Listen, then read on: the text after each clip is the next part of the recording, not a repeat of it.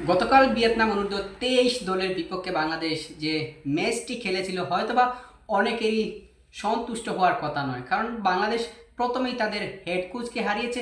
ফলে বাংলাদেশের যে ন্যাশনাল টিমের যে সহকারী কোচ হাসান আল মামুন, সেই দায়িত্বটা তিনি ডাগ আউটে নিয়েছিলেন এবং সেই সাথে বাংলাদেশের যে প্ল্যানিংটা ছিল সেটা অবশ্যই পূর্ণতা পায়নি। বাংলাদেশ ডিফেন্সের দিকে যদি একটু লক্ষ্য করেন দেখবেন হয়তোবা তারা ঠিকঠাক মতো কানেকশনটা করতে পারেনি। এবং এখানে যেহেতু কিছু প্রবাসী ফুটবলার রয়েছেন, বিভিন্ন ইউরোপিয়ান লিগে খেলে থাকা ফুটবলার রয়েছেন, কিউবা মিচেল রয়েছেন, তামিল সালিক রয়েছেন, জায়ান আহমদ রয়েছেন, তাদের সাথে কমিউনিকেশনটা অবশ্যই সেটা তারা প্লেন অনুযায়ী করতে পারেনি। কারণ ইউরোপিয়ান ফুটবলে আমরা যেরকম খেলা দেখি সেরকম আমাদের এশিয়ায় হয়তোবা তারা সেরকমটা বুঝতে পারেনি। সেজন্য অবশ্যই এটা একটি বড় প্রশ্ন এবং তাদের যে কমিউনিকেশনটা সেটা অবশ্যই সাকসেস হয়নি। গোলকিপার শ্রাবণের কিছুই করার ছিল না প্রথম গোলটি যখন হয়েছিল, এবং দেখুন প্রথম গোল যখন হয়েছিল এরপর থেকেই বাংলাদেশ একটু ডিফেন্সিভ খেলা খেলতে চেয়েছিল, কিন্তু সেই সাথেও বাংলাদেশের যে মিডফিল্ডের জায়গাটা অবশ্যই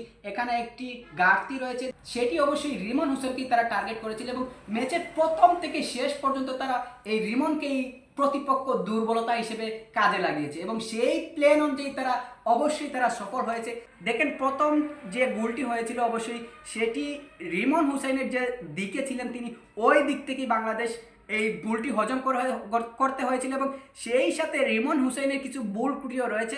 দেখেন যখন প্রতিপক্ষ দলের একটা ফুটবলার অফসাইড হুক কিংবা না হুক যখন ঢুকবে তখন অবশ্যই তাকে কিভাবে প্রতিপক্ষ হিসেবে বাধা দেওয়া যায় ওই কাজটাই একজন ফুটবলারের করা উচিত, কিন্তু সেই ক্ষেত্রে বাংলাদেশের যে ডিফেন্ডিং লাইনটা ছিল তারা অবশ্যই রেফারির দিকে ইঙ্গিত করেছিল যে অফসাইড হিসেবে। অনেকেই হাত তুলে আবেদন করেছিল যে এটা অবশ্যই অফসাইড, কিন্তু রেফারি তা কিছুতেই মানলেন না এবং সেই ক্ষেত্রে প্রতিপক্ষ ভিয়েতনামের একজন ফুটবলার ঢুকে পড়লেন এবং সাথে সাথেই গোল হজম করতে হয়েছে বাংলাদেশি ফুটবলারদের। মিডফিল্ডে অবশ্যই আরও একটু ভালো কাজ করতে হবে, মিডফিল্ড নিয়ে আরও একটু কীভাবে সাকসেস হওয়া যায় সেই কাজটা অবশ্যই করতে হবে এবং বাংলাদেশের ডিফেন্ডিং লাইনটা অবশ্যই ভালোভাবে কাজে লাগাতে হবে।